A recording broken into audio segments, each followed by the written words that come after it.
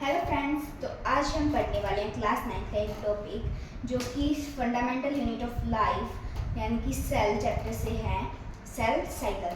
तो cell cycle दो parts में डिवाइडेड होता है, सेल ग्रोथ और सेल डिवीजन। ये आप सबको पता है।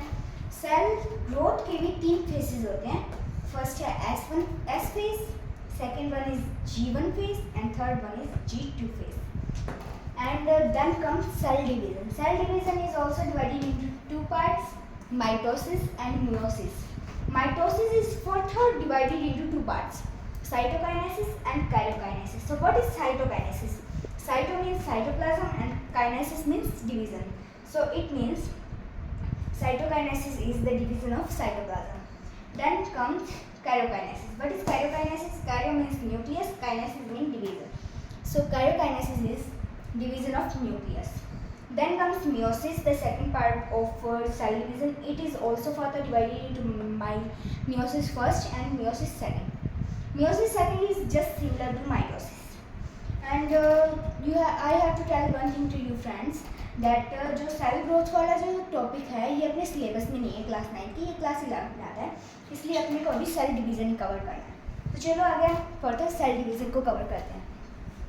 सेल डिवीजन में क्या होगा, माइटोसिस के बारे में पढ़ते हैं। पहले माइटोसिस में पेरेंट सेल और इसका न्यूक्लियस। जब इसका डिवीजन करने का टाइम आएगा तब ये पहले न्यूक्लियस इसके डिवाइड होंगे जिसको कहेंगे हम कैरियोकाइनेसिस, और साइटोकाइनेसिस यानी साइटोप्लाज्म में डिवीजन जिसके अपन ने बीच में करते हैं।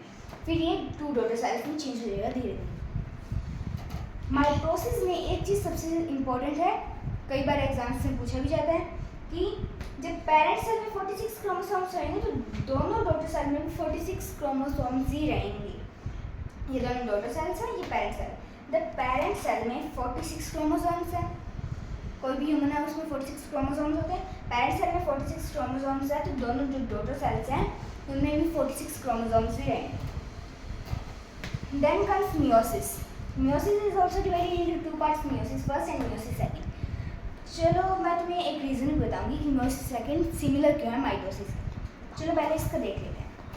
meiosis first जो है उसमें पेरेंट सेल में 46 क्रोमोसोम्स होंगे, पर meiosis first में आके वो सेम नहीं रहेंगे, वो हाफ में डिवाइड हो जाएंगे। दोनों डॉटर सेल्स में 23 क्रोमोसोम्स होंगे और फिर ये यहाँ तक meiosis फर्स्ट की प्रोसेस, फिर आगे meiosis सेकंड प्रोसेस चलेगी कि जो ये है ये फर्दर आगे और डॉटर सेल्स बनाएगी और ये डॉटर सेल भी आगे फर्दर और डॉटर सेल्स बनाएगी।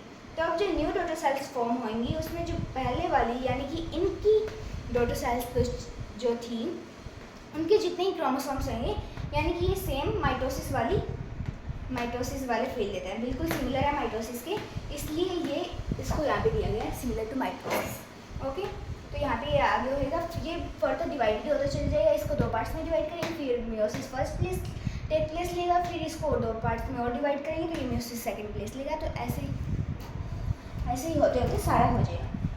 तो आई होप आपको समझ आया हो।